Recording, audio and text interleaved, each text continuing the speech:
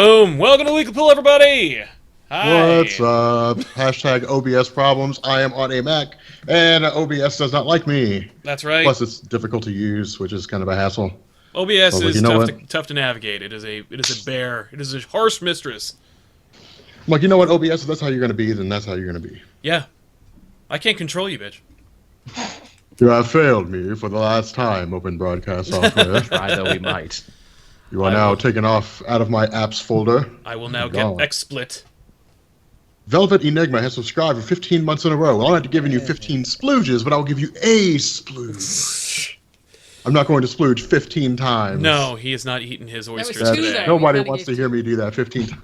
He's not a machine, Rob. He's just Eventually, a man. someone will get like a soundboard and just make you say split, and then they can make it 15 times. They go, splooge, splooge, splooge, splooge, splooge, splooge. It'll be like an app. We should get a we should get a Weekly Poll app, and one of the options is a soundboard where we just have our favorite things like said. Yeah. I like it. I like it a lot. I support the soundboard endeavor. Like the fart app I have. Let me see if I can pull that up while we're waiting. Several different degrees of farts. Yeah. Don't do it. Several different wetnesses and everything for the farts. It's great. Hang on, here. Big wetnesses. Nice. It's amazing. Wow. A classic. And it has 1,000 uses. Is there a That was dog one of barking them. app? I want to see if it'll set Max off. There's what? Is there a dog barking app? Oh, probably. Almost certainly. There's an app for everything. There's an app for that was actually the motto at one point until they started taking them down. Yeah. Yeah, there was. There's an app for everything except for the app that's like 15. It cost, what was that app? It cost like $1,000 and it was just a diamond and it just said I'm rich. Yeah. Apparently, welcome to the Weekly Poll, where we'll be talking about apps that make sound. Oh yeah. Apps that make sound. I think there were also Good some shit. topics. Joel, you want to run down what topics we got for this week? Well, I'm not sure if I can run down topics because no one's told me to shut up yet. It feels very, very strange. I had a whole thing prepared. Shut up, Joel. Damn it, Benny, no, you shut up. I had a whole thing prepared today. I was going to tell him off. I was going to tell him to kiss my ass, and he's not even here. He screwed me over again. I was going to stand up for myself. I ain't taking no guff off nobody. Well, Now unfortunately, I you are now the product of your own downfall. I was Joel. going to say, could've if you don't want to read the topics, I have them. Go for it, Tiff. All yours. Awesome. So I know here are a couple of the topics that were sent over, actually by Joel. So so they're Joel's topics. now I'm taking the Joel role. Yeah, the Joel. The Joel role. Joel. Wow. The If we ain't got no Joel. Joels and we ain't got no rolls. There's no way to make that work. Nope. We were going to talk about Monsters Unleashed, the next Marvel event. We're going to maybe talk about the CW app going free next week. A little bit about that Margot Robbie Harley Quinn movie. A little Jennifer Walters Hulk series action. Yep. A couple of other comics that might be coming out. Gwenpool and Heroes for Hire, and a little something special they're doing. A little something about Stan Lee. A little something about Batman Tactical Suit. Maybe talking about a little Jim Gordon. And then the thing that everyone has been talking about in the chat, a certain sort of meltdown from a sort of Prominent comic book creator. yeah. So And Before we knows do that, what's the though- IDW book. Yes, Before we do there's that, an though, IDW book. we need to take attendance. Sal, Yes. Hi, everybody. I'm you're Sal. supposed to say here. or Here. present. Present. Okay. Joel, Present, I think. Tiffany. Present. All right. Benny.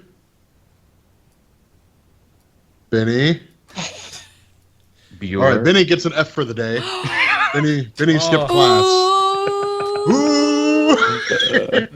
Oh, he gonna get it. That's Wish going I- on his permanent By the way, record. lover of that sound, Hater of the recipient. Of being the recipient of that sound, That was one of the greatest little fun moments in school. right? Yeah. Ooh. Of course, the brilliant retort of "Shut up." Shut up. Yeah. By the Suddenly way, I'm it loving that sucks. Pikachu hat. Yeah. Thanks. Pikachu hat looks amazing. Yeah. Chill. Anyway, guys, so yes, we are the Weekly Poll. So let's get on to our topics. What do you guys want to start with? Let's go with the first one. You want to start from the top about a certain set Monsters. of monsters unleashed? Yes. Yeah, Joel. Oh, by the what- way, guys, this is our 90th episode of Yeah. the Weekly Poll It is. podcast. What? That's Yes, you guys have been listening to us rant and rave about comics for 90 episodes. So thank you. There's probably even more because some didn't get recorded and didn't get put up on the SoundCloud. So we're probably closer to 100 than we think. It's true. Yep, and somebody who was supposed to be managing the podcast did not number them like I was supposed to in the early days. So whatever. Anyway, we're at 90 or better. So It's a milestone. Close we're enough. In a milestone. So we're in the 90s. Yes, we get to wear stained wash jeans and fanny packs. Woo! Very excited about that. Dude, we should have done that for like Yeah. the 90th episode. Just for like Now 90th you're episode. jealous. Yeah. It's too late now. We do like a 90s themed episode of I the support Weekly this. Pool where we Yeah. just wear like 90s clothes. So just I the have clothes I've been wearing. so many flannel shirts in my closet you don't even know. Yes. Just talk about 90s comics. Yeah. What do you think about this Azrael thing? I think he's here to stay. Did you guys read Blood Gun from Image? That's yeah. That's The new almost a Spawn's joke. out, guys. It's amazing. So I was gonna say Blood Gun's not a book, but it was kind of a book though. Blood Yeah. Gun. You're thinking of Blood Wolf, who rode a gun He did. like a motorcycle, He also met Lobo in his first issue, which was weird. and Cable as well because Rob Liefeld created it. So, I'm sorry, you guys would rather talk about this than Cullen Bunn writing about kaiju? No, let's talk about that. Cullen Let's. Bunn, Like him. prominent, prolific creator, loves monsters. I know. Sure. Yeah. He's writing Harrow County, so I think he's going to be awesome. Are there Cullen monsters Bunn. in Harrow County? Well, it's a horror book, so you know what I mean. But he tells it like in a totally different way than he's written a Deadpool story, in my opinion. So I mean, like the guy's got range, and I love it. True that. I feel like Cullen Bunn was like that one kid in school where it's like whatever, like he does all the work and he passes everything, but he's like, I really don't want to be here. Like this sucks. Like I want to go work on this one thing. So he just draws in the back of the class all day long, but somehow he has 100%. He passed all the tests, you know, like he's that one that, I don't know if you guys had that kid in your class. Like I had that kid in my class. Yeah. I think Yeah. everyone did. What's interesting about Monsters Unleashed is that we all thought it was going to be a new ongoing series. It's not now. It's an event. It's the next Marvel event. But thank God are they going to keep this one short for once. It's going to be 5 issues. It's not going to involve heroes fighting heroes. And they might actually get this one done on time. It might not actually take them a whole year to finish this one. That'd be great. I'd Oh, like we that. got a subscriber, We did. Cammy Paul. Oh, we did. Splooge. Thank you, Cammy Paul. This is cool because it also incorporates like a lot. It's everybody. It's everybody who's all new and all different. Everybody who's old and familiar. Because you got classic and new Spider-Man. You got all new, all different Wolverine. You've got, it looks like Black Bolt, or Yeah. See, Which is interesting. yeah. this for me feels like what they should have done over the summer, because this is a summer blockbuster thing. This is Absolutely. like Totally. this is an Unquestionably. action flick of an event that got going on. I mean, and look at the fantastic monsters you got in there. You have Fin Fang Fin Foom. Fang Foom. You've got Devil Dinosaur, which is interesting because you have the Moon Girl Devil Dinosaur book that, Mm-hmm. unlike what I predicted, did not get canceled as quickly as I expected. right? You've also got Rocket Raccoon in this event, which of course works because he's a toy that Disney makes. But also, is he a monster? That's where we're gonna get deep. Yeah. I think they got American Kaiju in there too from They the did. new Avengers, which was one of the best things to come out of that. I'm excited to see American Kaiju come back. Yeah. Yeah, I don't know. It'll. See, to me, this is interesting because as far as I recall, we have not had very many comics where it's just like the Marvel heroes versus monsters. Not even a little bit. Like- Usually, the lesson is like monsters are our friend, or looks can be deceiving, or some annoying like TGIF-esque moral lesson at the end. And this one, it's like, how about some monsters attack? Maybe it'll turn out that we're the monsters. Obviously, that's what's going to be the How reality. That is what it is. It's Monsters Do on Maple Street with actual monsters. Exactly. I guarantee you we're going to have a moment in which Carol Danvers will strike the killing blow against a misunderstood but largest monster yet. And then when it's all over, someone will say, "'Twas beauty killed the beast," and you'll just cry yourself into the next event. Oh God. Hey, They're already playing with the idea too that something has set these monsters off, that there's like a shadow villain controlling all of them. I'm gonna guess the Mole Man, because they haven't used the Mole Man in a bit, and the Moloids are monsters, No, it's so true. why not the Mole? And Mole Man actually, because we only recently did this old book from the 90s on back issues, but Mole Man used to live on Monster Island and had control over some monsters, and in fact, a random faction of Skrulls managed to use agitator technology on I'd say 7 or 8 monsters on Monster Island and just set them loose on the Marvel Universe. And it is handled off-panel. The Marvel heroes all defeat the monsters without much effort whatsoever. But we've seen it, and it could be really cool. The one that I read was drawn by Arthur Adams, which is amazing. And this one, I don't remember who's drawing Monsters Unleashed, but I'm sure it's going to be somebody who wants to draw lots of monsters. Right? And I like the fact that hopefully they'll stick to the 5 issues, because it just means they're like, yeah, this is the story. That's right, no tie-ins. Yeah, like here it is. I think it could have been 3 issues. Sure. Just three double-sized prestige large format. Yeah, but they don't want to do that. That'd be cool. Yeah. They want to do this. With the Another theory I was sitting on, and you can tell me what you think about this. So Cullen Bunn is a writer of Deadpool. Every so often he writes all those little minis. Deadpool is married to Sheikla, the queen of the monsters, who they have been teasing forever is actually evil. Yes. And wants to kill all humans. What if she's the one behind all this? Wouldn't that be something? I've rallied all the monsters of the Marvel Universe for a fight now, which means I got guys like Morbius and Jack Russell and all these other guys working for me. I guarantee you. You think so? That'll probably be what it is. See, I'm sure they will. I kind of hope they stick to just the big ones. I think it's going to be all monsters. See but that raises at least with the big ones, other than like Fing Fang Foom. But for the most part, you can kind of like be like, "But they're beasts," you know what I mean? Like, like Jack Russell's a beast. He's not a monster. Yeah. Although technically Where he's a do you draw the universal line? monster. Right, but like, Where do you draw the line?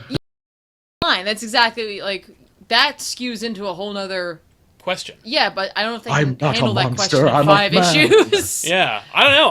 I think we'll explore it. I think it's going to be all monsters. I think all monsters. I think it will become. If all you are monsters. a questionable monster, you are in this event. If you would be mistaken as a Halloween costume. Yep. Then you're probably going to be in this event in some way, shape, or form. Okay. I hope that Frank Castle gets disemboweled and dismembered again, and then he has to become Frank Castle? Yeah. Once more. There's no I don't What know about how I Howard feel the about Duck? that. Where does he fall in? I don't I believe mean, Right, Howard see, the what- Duck yeah. can kind of be construed as a monster. What about Groot? Groot's a tree man.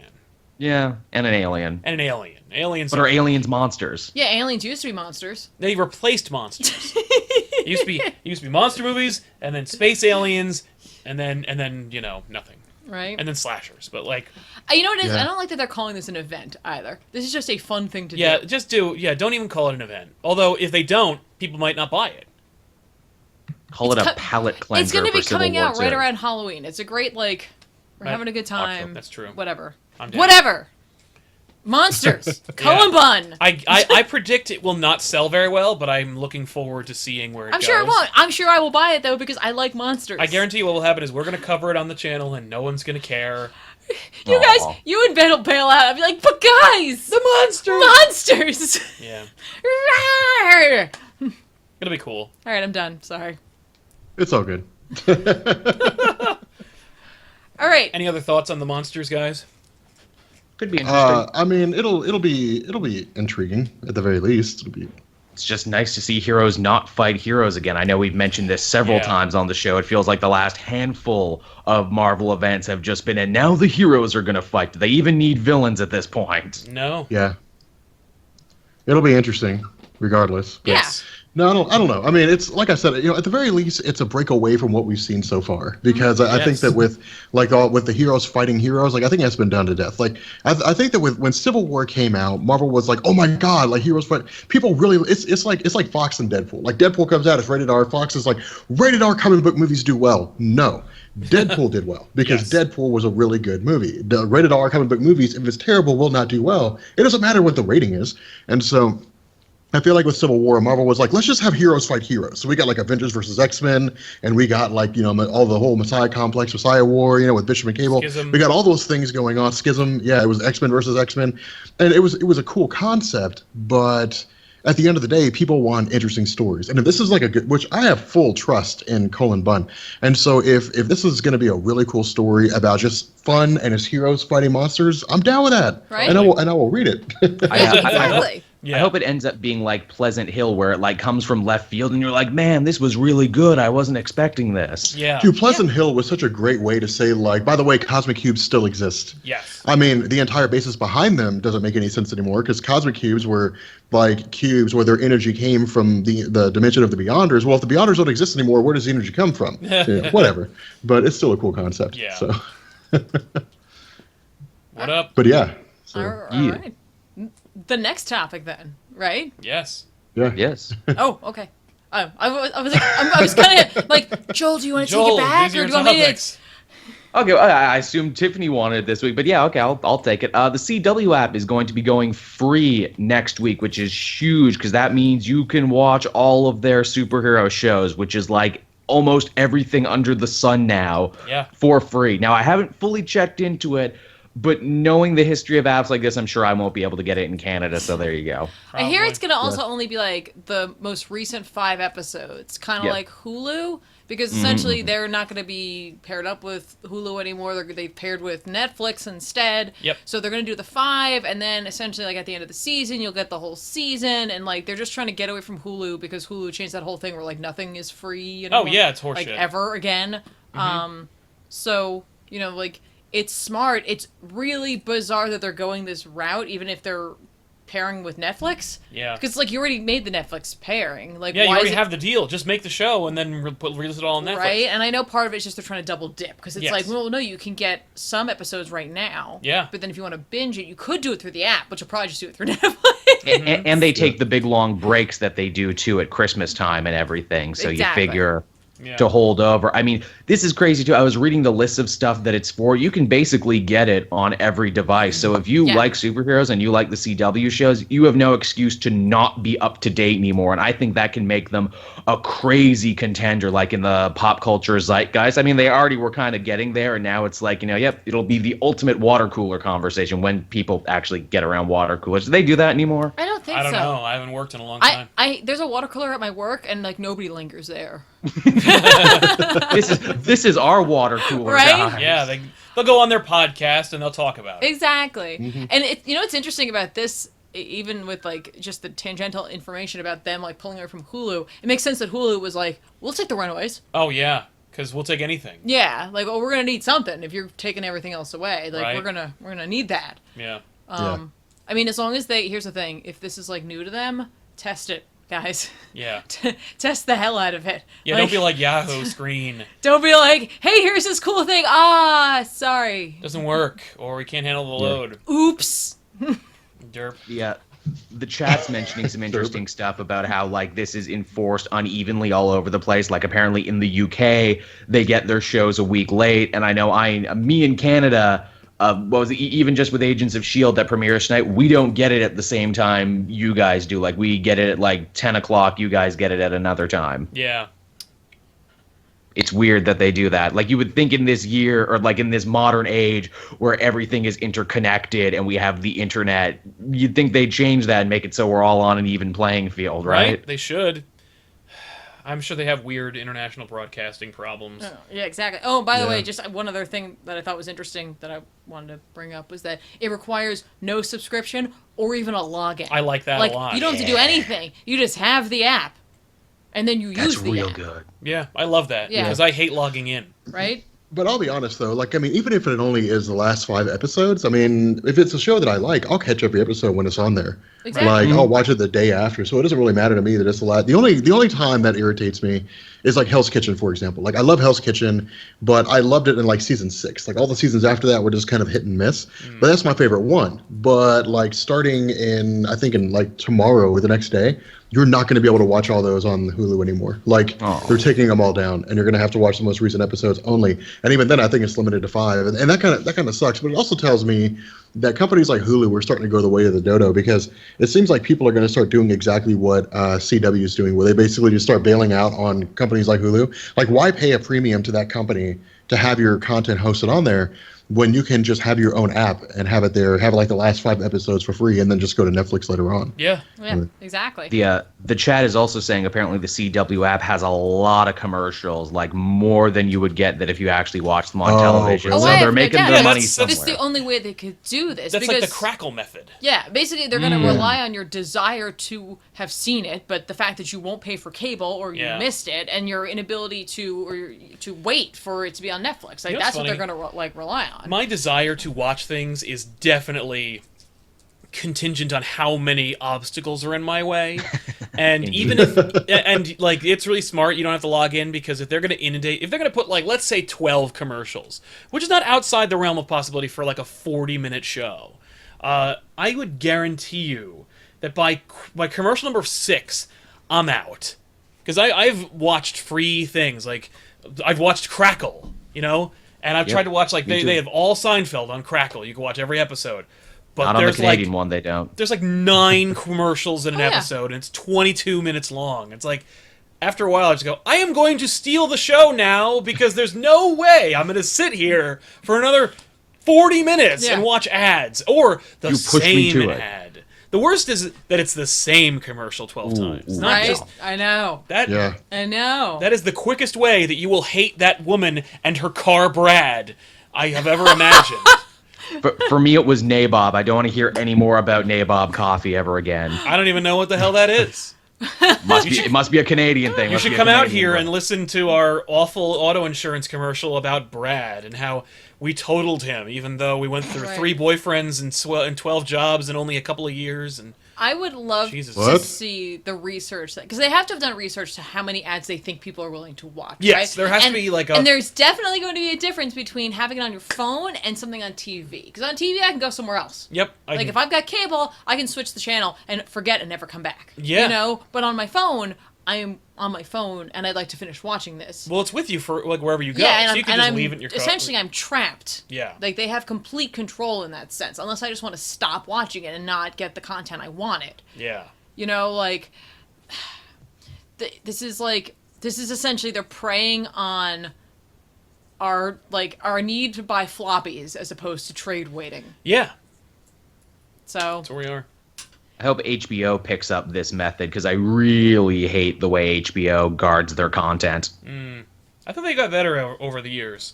They did, but it's the most expensive streaming thing if you want the actual app, and they also make you do all the sign-ins. You gotta find a family member or friend who already has it, and then say, hey, can I have you? Can I have your HBO Go information? Maybe I already do. Maybe that's what I do for Netflix, like a lot of people. Yeah. I love the whole Netflix commune that is developed now. It's like, no. You don't all need to get Netflix. You just need rich Uncle Chuck who gets Netflix and is never late with his bills. That's exactly. right. All piggyback off his Netflix. Yeah. Exactly. So, Thanks, Uncle Chuck.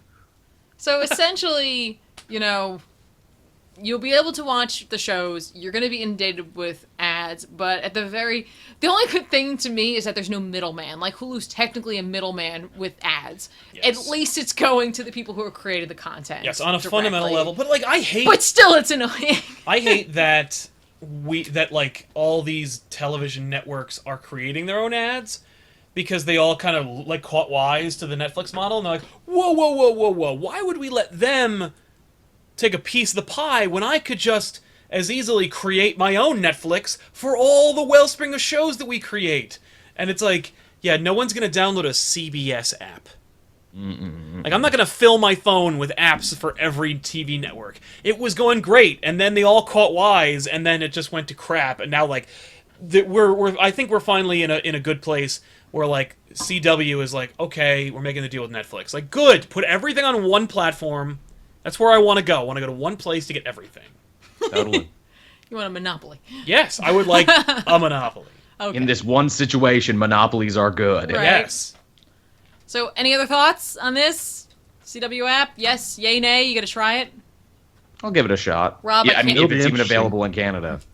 Yeah. Yay. I mean, it'll be interesting. I mean, at the very least, it's just one of those things. You see how it plays out. But if it bombards people with commercials, they'll find alternative methods to watch their favorite shows. Exactly. That's true. Exactly. Yeah, no question. So, What up? is that's Sal's way of saying next topic? What's I think. next? Okay. Oh yeah. Well, then in that case, I'll move on to the next topic then. So Margot Robbie is apparently set to develop a spin-off Harley Quinn movie. This was a rumor before, but now it sounds like it's official. Whatever. These actors Dude, and their... I'm a producer only a now matter of because I time. make money. Like, No, dude. Okay, you knew this was coming. Like Harley Quinn and Will Smith were like these star attractions for easily. Suicide Squad. And there was no Like, way Harley they was a were not... breakout before the movie even came out. There's Yeah. no way Yeah. they were not going to make a Harley Quinn movie. Like, I agree. There was no way they were not going to make a Harley Quinn movie. But the idea of, like, Harley Quinn or of Margot Robbie producing it, it's like, all right, is that really news? It's like when Sean Connery used to produce movies that he was in. It's like, it's just another bite at the apple. Yeah. It's because of Ryan Reynolds in Deadpool is that way. They're hoping that, you know, the actor's passion will show on screen and that'll give it the rub it needs to actually be good because they care. Yeah. Not everything is Deadpool, as we've learned. No. I mean, well, and it's funny because, like, Rob, you made an interesting point earlier that I'm just going to really quick touch upon and then move on. But it's like, you're saying the Deadpool worked because it was a good movie. I wish that were so, my friend. I wish that good movies just did well. But, like, Deadpool was a perfect storm where Deadpool made money because it was Deadpool. And it just so happened that the guy who played Deadpool cared a lot. Yeah. Like, it just so happened that it also happened to be a good movie. Like, and it just so happened that Fox also had no faith in the franchise, so they gave it a little bit of money so that it could make a lot more money in proportion. Like, that's what works, you know? Like, when you're like, I don't know if this movie's going to make any money, give them a little bit of money and get everybody on the project who gives a shit about it. Yeah. And then go from there. It's such a no-brainer. I'm not surprised it's not a thing that everyone does. But like, I wish that were so. Like, I hope that I don't care about Harley Quinn on her own, but she clearly is, like, she's the fourth pillar of DC publishing, so it's not like Harley. It's not. I'm clearly the minority. Like, No, like- I don't like Harley Quinn comics. That doesn't mean that everybody doesn't, or that it's not a viable franchise. But so I can't cognitize a Harley Quinn movie, but I know that, like, there are tens of issues of Harley Quinn books that prove me wrong. So as long as Harley Quinn, or as long as Margot Robbie, I'm using her name interchangeably with Harley Quinn, so I guess it's a good sign. But as long as Robbie has read them, or gives a shit about the character enough to, like, get writers who have, or care about the story, then it'll be great. And as long as DC doesn't go, as long as Warner Brothers doesn't go full stupid and go like, well, let's make it like, we'll give you, I think, $160 million to make you a Harley Quinn movie. They shouldn't. They should go low. Like $40 million make a Harley Quinn movie. She has no powers. Nice. She wears skimpy costumes. There's no money that needs to be done with that. You get stunt people, and you get one location. You dread it up. Right. You have Harley Quinn stuck in a building, and she got to kill everybody in it. Love it. And moving on. Like, Yeah. and you make it her apartment from Coney that she owns. Make it that place. Whatever. I mean, like, either way, like, whatever they do, be conservative. Yeah. Like Iron Man. There's like, no way. There's no way that I can And, do like, that. that's just because DC's seemingly, Warner Brothers is too reactionary. Well, so's Fox. Yeah. Like Like, there's no way they're- Deadpool 2 won't be 90 to 100 million. Oh my god, no, let's not even, like, that I didn't want to think about. But, like, Yeah. with this, like, they're Yeah. doing it because they're like, people like her. People like Harley. So we gotta Put do- all the money in Harley. Yeah, and it's like, whoa. You got, like, the Justice League coming out. You got a Wonder Woman movie Yeah. coming out. You got to get this Batman movie out. No, but nobody liked the last 3 movies we made. Ah! Well, maybe we should spend a little time and, like, focus on one project. I'm at a already time. working on 6 projects at once. Well, okay, then. Now the rumor too, when this first got announced, like when it was first out there in like the entertainment press and everything, that she was developing a movie. Supposedly, it was supposed to be a movie that wasn't just going to involve Harley Quinn. She wanted it to involve a bunch of other female DC heroes she enjoyed, like Lady Blackhawk and like Zatanna and a bunch of other stuff that she wanted to be in the movie too, which kind of worries me because now this sounds like a bad kind of fan project where it's like, well, just put these characters in because I like them. Well, At I wanna do, least like, you could do the sirens. Like, at Yeah. least you could do that. Yeah, Because that's a thing. You could do like Gotham City Sirens the movie or Birds of Prey the movie where they Yeah, fight Harley like- Quinn. Like, that's a movie. So good. I don't know if it's in the DCEU. Like, I don't know if a That's- Batgirl and works see, in that universe. that's what's so funny is that, like, Suicide Squad barely fits into everything in my head. In my head. That doesn't mean, like, in the overall plan. Like, it's just that, like, they don't fit. Yeah. And then on top of it, be like, now we're going to do this solo Harley Quinn film. I'm like, where does that fit in with... What? If we're lucky, maybe Harley can get the character development in this movie that they cut out of Suicide Squad, where she actually goes against the Joker and gets herself a bit of freedom, unlike in the movie. Right? That would be fine. Although I did hear that my theory, I think, might be starting to come true. Jared Leto dropped being in Justice League, so there's no Joker in that movie anymore, which means like we might be seeing a recast Joker. And The Joker that on died, Justice everybody. League? Harley killed him 2 seconds after he busted her out of jail. Yep, that's why you're never going to see him again. So I wonder if, like, Joker will be in a Harley Quinn movie, or if there'll just be like, it'll be like that awful Birds of Prey pilot where like you see glimpses of the Joker, and like you have like Mark, you have it doesn't matter what actor it is, we have Mark Hamill voice over him anyway. Moving on, like. If you want to go too edgy 5 me, be like, yeah, he got his face cut off, Jared Leto, and he's wearing it around now. That's why he looks and They sounds could literally different. do that at this point, and no one would be shocked. Right? Yeah. Wow.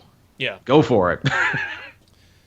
So balls in your court, DC. I mean, I didn't realize Jared Leto had bailed out on. I mean, like that's the Justice what I League movie. heard. So who knows? Did he bail, I mean, or did they just say they weren't going to do that? As I understand, I mean, like as I understand it, Jared Leto he's not acting anymore for a while. Like he's gone into seclusion after everybody made fun of him and said he wasn't very good at being a Joker. Everyone called me a juggalo and threw Fago at me. Yeah.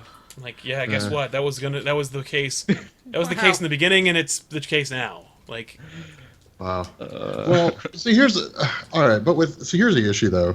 Like, if you're Jared Leto and you're gonna play the Joker, you got to go in knowing a few things.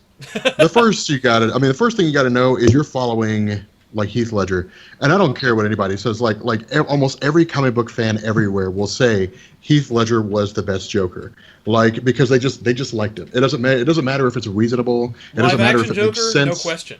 Yeah, live action. It doesn't matter. It doesn't matter if it's logical or otherwise. People just like him. Yeah, and well, so they're like, if Heath Ledger is not playing the Joker, which of course he never will again, then the Joker's not good. And so then you got the animated Joker. You got Mark Hamill playing the voice, and so they're like the 1-2 punch of the Joker. So it's like you can't go in saying like I'm going to compete against Heath Ledger. You got to go in being like, okay, I'll do the best Joker I can, which I'm sure he did. Yeah. But then you can't walk out and say, well, they didn't like me because they said I wasn't Heath Ledger, so I'm just not going to do it anymore. No, it's just like sometimes there are some comic book fans who are just weird like that, right? And you just gotta deal with it, accept it and move on.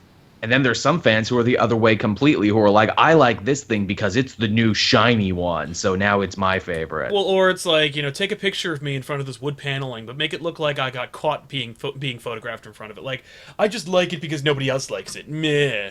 My college roommate was exactly like that. He was just like, what does everybody think of the movie you just saw? I'm like, I think everybody likes it. It's probably stupid. Nice. I'm like, you suck. Captain Contrarian. Yeah, Captain Hipster. So, nice. Yeah. I don't know. Margot Robbie producing a Harley Quinn movie is, I think, an obvious, natural lateral move. Makes sense. Yeah. But I think it's just, I don't think it necessarily means it means that she loves the character. I think it means that she wants a producer check as well. And I think that Warner's is more than happy to write one.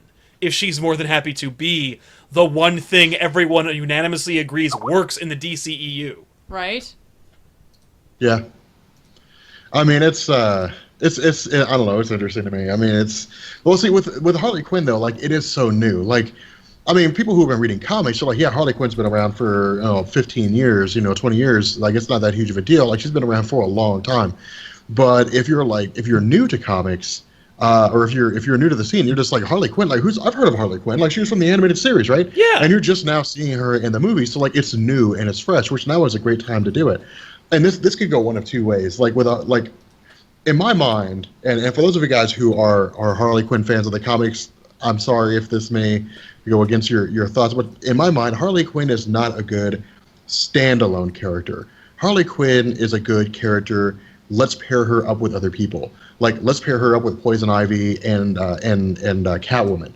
Or let's pair her up with the Joker, or let's pair her up with Batman. But she's a great character where you pair her with other people, because to me, she doesn't do what hasn't been seen before. Like she's the right hand of the Joker, she's the other side of the Joker. Right. She's like a female version of the Joker, and to me, I can't sit down and read her own stories because it's like, this is just a female Joker character. Maybe it's just a byproduct of the way that she's written, but with Margot Robbie playing Harley Quinn in the movies, it could change that because it could add like a new dynamic to a character that I didn't think existed before. And so that's why like I think having her make a movie based around the character that she's producing is a great idea, because it's not enough for Margot Robbie to now say, well, I'm the actress, like I get paid regardless of how the movie does. That's my contract. I get paid X amount of dollars. Now she's like, I have incentive for this movie to do well, because if it does well, then I make even more money. That's right. And so even if money's just the driving force, the fact remains that she still has a desire. And plus, this can be like a major niche. I mean, if she were to make the Harley Quinn movie and it's amazing and then walk away, well, then now she's the one woman who did a great, successful Harley Quinn movie. And that she will resonate on in the hearts and minds of comic book fans, whatever. So it's funny, I was just going to say really quick, I think she might see the genius behind it. She could be like, I'm going to be like the Robert Downey Jr. of the DCEU.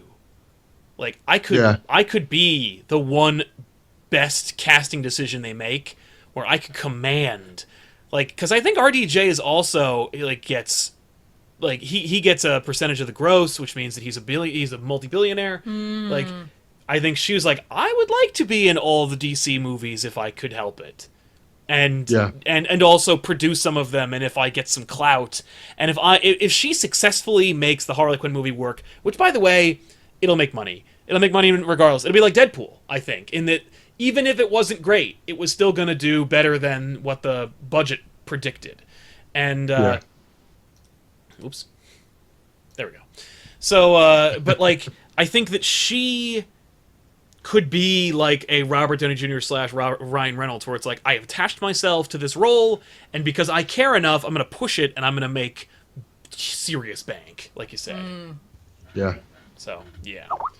But, anyway, that's that conversation. Yeah. Yeah, I don't know. So anyway, so moving on to our topics. The next one, okay, now I'm interested with this. The next one is the Jennifer Walters Hulk series. Now, Right. I am excited about this. Yeah. I am very, very excited about this.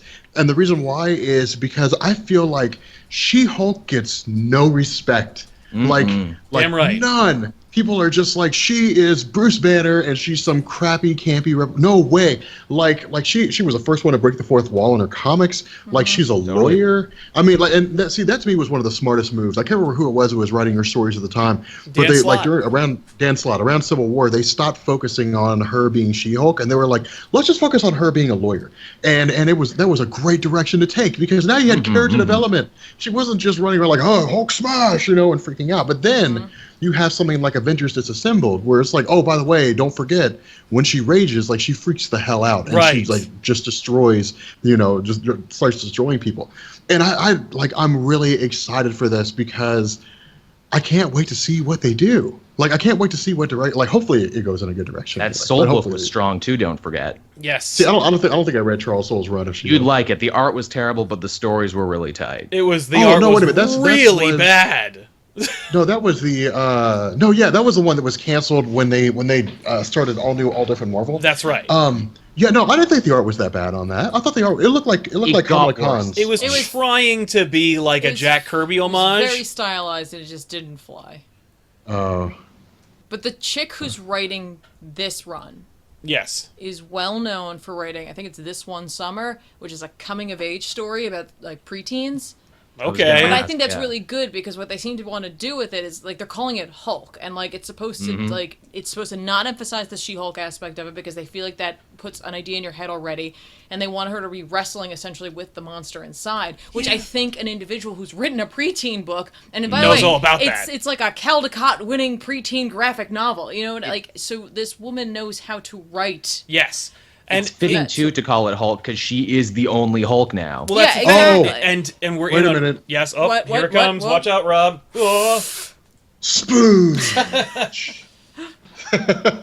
Brace yourself. Spoon is coming. Yeah, it's also all new, all different. Marvel in the idea of, like, let's make a female version of a character, but it's like, she's one of the first times that Marvel did that, where Marvel's like, hey, let's make a female version of the character. And yet, like, I loved the idea of She-Hulk, and as a kid growing up and when I was first growing up being a Marvel fan, I accepted She-Hulk without question, without batting an eye. The idea of, like, She-Hulk, to the point where in college I made these little cartoon versions of of all my housemates, and one of my roommates was one of the roommates was a girl, and I was coming up with female versions or female superheroes for all of them, or superheroes for all of them, and I was like female equivalents for them. And the one that I picked was She-Hulk, and she was like, you just made a female version of the Hulk. That's all you could do. And I'm like, She-Hulk is a very interesting character who is very different from the Hulk. Like, Hulk is a rage monster who sometimes is smart and a dick, and sometimes is stupid but strong, and sometimes has his brain, but he's also strong. Like, he's three things. She-Hulk is almost always in check, and it's only when she, like, loses control that she becomes a rage monster. But for the most part, the She-Hulk people think of is like John Byrne's She-Hulk, where she was like sassy and fourth wall breaking, and Dan Slott's She-Hulk, where she was effective and also sassy and fun. Like, but non-comic readers don't understand don't get that They because She-Hulk, the name, is a sign of the times in which she was created. Yeah, they just hear female version of the Hulk exactly. and how they think derivative. Yeah. But they don't know that, like, she's been around for a long time and has earned her status as a long-standing female Marvel character. Absolutely. Despite the fact that her name is objectively derivative. Yes. What I always loved and respected about She-Hulk as a character is that Jen Walters chooses to be big and green all the time, because why wouldn't I want to be an 8-foot-tall glamazon if I had the power to be? Right. She chooses that, and I think that's so wonderful that she chooses that for herself. She's not wrestling with a monster inside of her. That's why I was, like, skeptical of this series, because I was like, oh, we're making her savage. Because I remember, like, actually the first time she was introduced, she was called the Savage She-Hulk. So it's kind of like bringing it back to its roots, but it's also like, I've never known She-Hulk to be a savage unless a writer didn't understand the character was handling her. Like, but that Avengers depends on the Assembled, way when that she, they're like, going lost to it. take it. I mean, like, they could take it that way, but she could also struggle with the monster inside her in a different way, where she's like, I didn't do enough. Right, she's like, my cousin and legacy is dead, and what am I going to do about it? And, like, part of that is because I was in the hospital, because she could take it like I wasn't strong enough. Yeah. You know, like, they could do it several ways. There's several ways to struggle with a monster inside of you. That's true.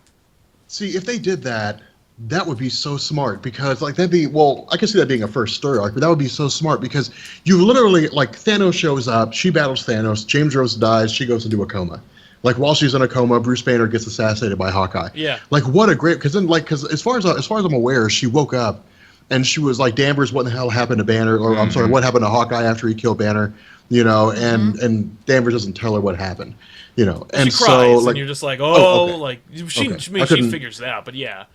Like all I know is, like, I skimmed over some reviews, but I haven't read that much into the series. Don't so waste far. your time. It's Civil War 2. It's awful, but like I haven't gone through all that. But nonetheless, like, see, to me that'd be a great thing, because then you literally just follow her like She-Hulk living in a world without her cousin. Because like to me that's a great idea, because going back to what you said about her roots, one, she was Savage She-Hulk because she couldn't control her transformations. When it first happened, like, it literally was just like it was like Banner, where it was tied into her anger. Yeah. But even then, she would just suddenly turn into the Hulk, and she would just start freaking out. You know, but more like in addition to that, like, the whole basis behind her was a blood transfusion made her She-Hulk. And so it's like to turn around and say, like, that bond is now gone. Like, even if you didn't spend every waking moment hanging out with your cousin, at the very least, he was a major focal point of her life, and now he's gone. Well, then it's like, how does she deal with that? Well, she literally has his blood flowing through her veins. Yeah. Can't get more literal than that. Which, by the way, when it gets around to the point again where the Marvel Cinematic Universe does another Hulk movie, suddenly that blood will be used to bring Bruce Banner back. They'll clone him. Hey, I would give I give them a lot of credit if they keep Hulk dead at least through the next Avengers movie. I don't think they will. There's no way. But that would be really like, wow, good for you. Yeah.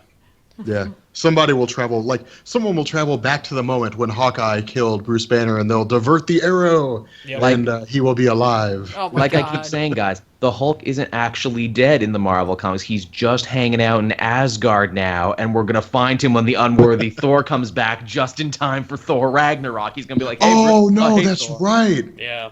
Somebody posted a comment about this. I don't remember if I read it somewhere. I talked about it. Yeah, he's coming back. The Hand is bringing him back. Yes. That's right. I forgot about that. The Hand is reviving Bruce Banner. To be an uncanny Avengers villain, I think they're going to put him back to rest. I don't think Ninja Zombie Hulk will stick around for long, even though that's a pretty great thing. People didn't think Frankencastle was going to last, and he was around for a surprising amount of time. Right. I guess we'll see. I gotta say, that cover that they've shown us is spectacular. Yeah. Like, I love it. I love everything about it. Where she's got, like, where she's holding the Hulk. Yeah, with the yellow in the background, and you can just barely see the green, like. And you know what's funny? The green, you know where you see the green?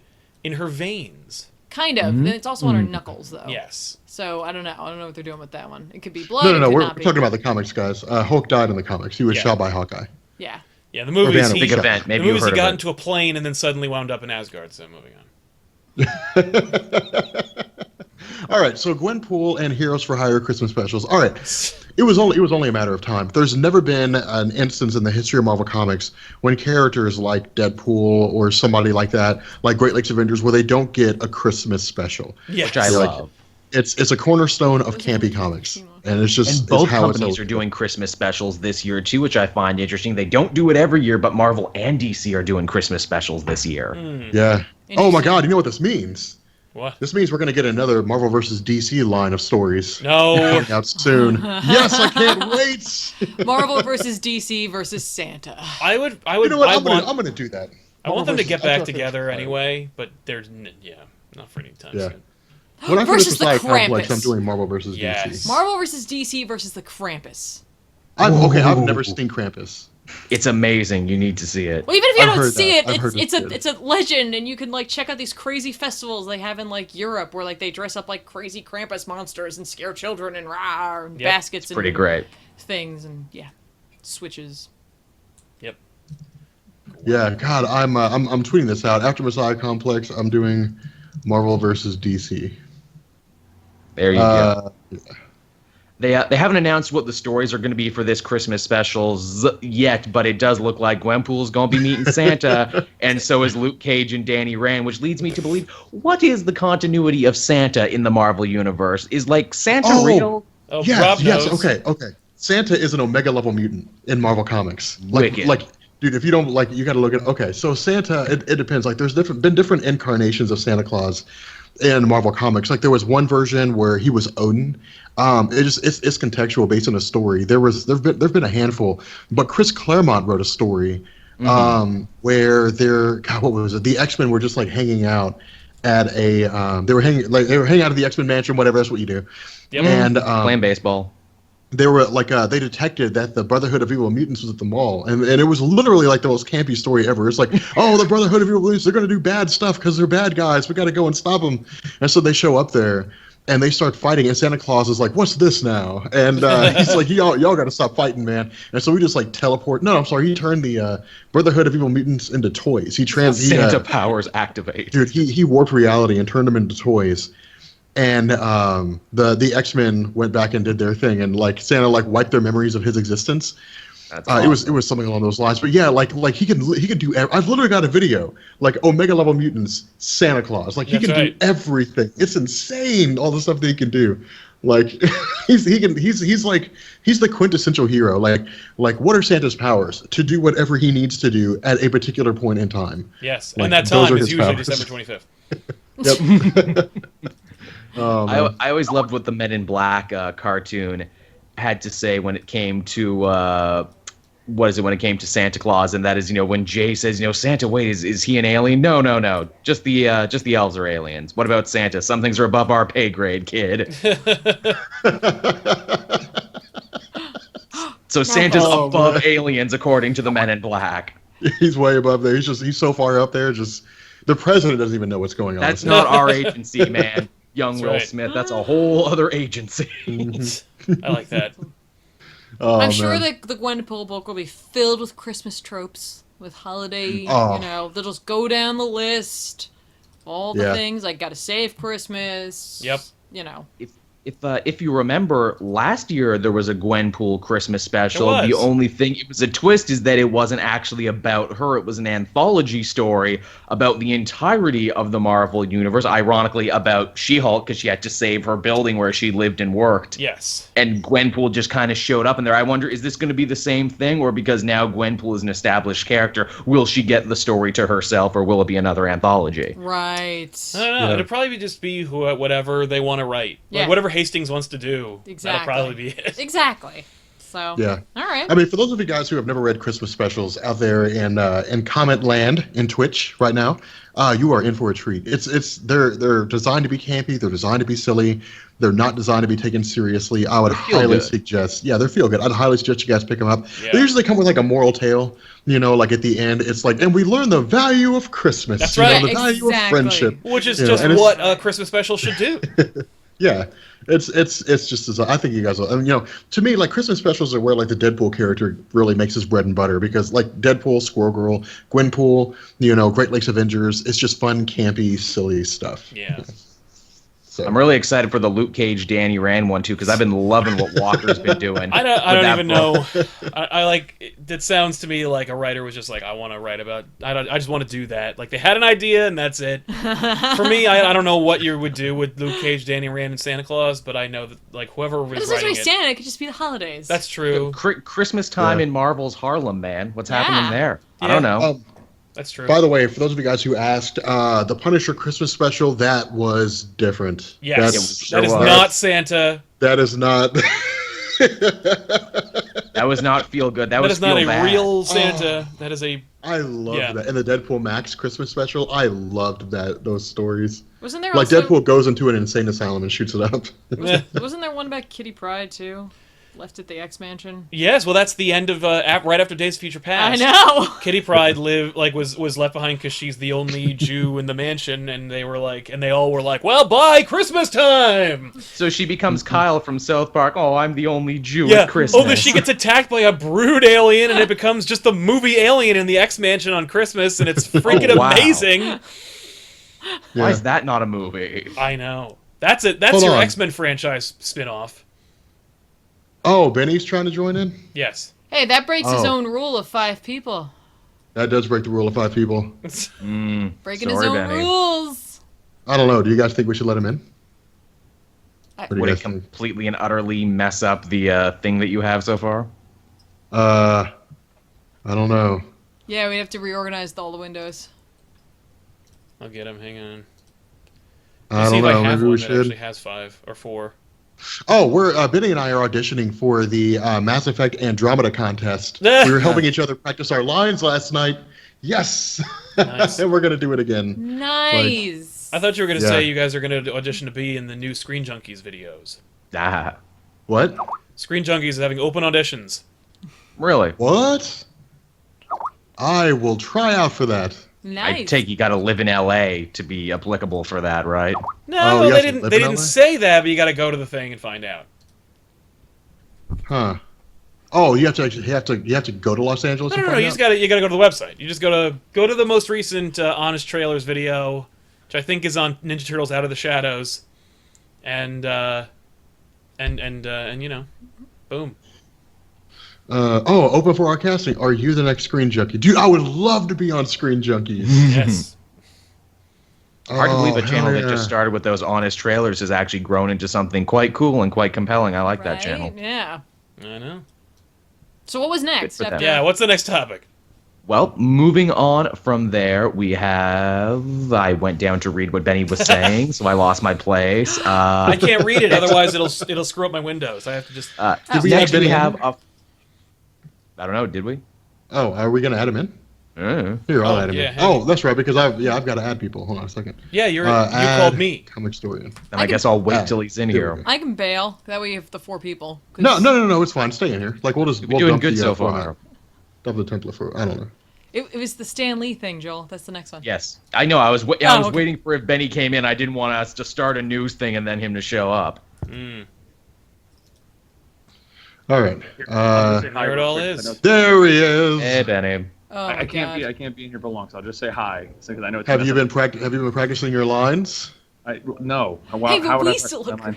You didn't print out the thing and take it with you? Huh? You didn't print out the thing and take it with you? Until the 28th. My God, yeah, you say that, and then we're a day before, and you're like, oh my God, Rob, I'm so not ready for this. I didn't do my homework. Yeah. Whatever. Yeah. I'll apply for the Screen Junkies thing, too. Here, say hi to the dog and Lauren. Lauren, what's going on? Hello. Wow. Hi. For those of you guys who never met Lauren, by the way, those of you guys in the awesome. chat, she's really awesome. She is the right She says you're good to go, Sal. Oh, good. Okay, so what was our next? Join us for this next All right, little well, bit. I was just joining to say hi to everyone, and I'm sitting here waiting for stuff to go down.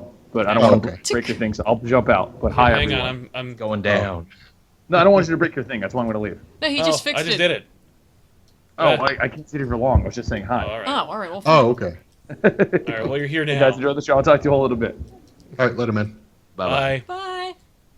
Shut up, All Benny. right. God damn it.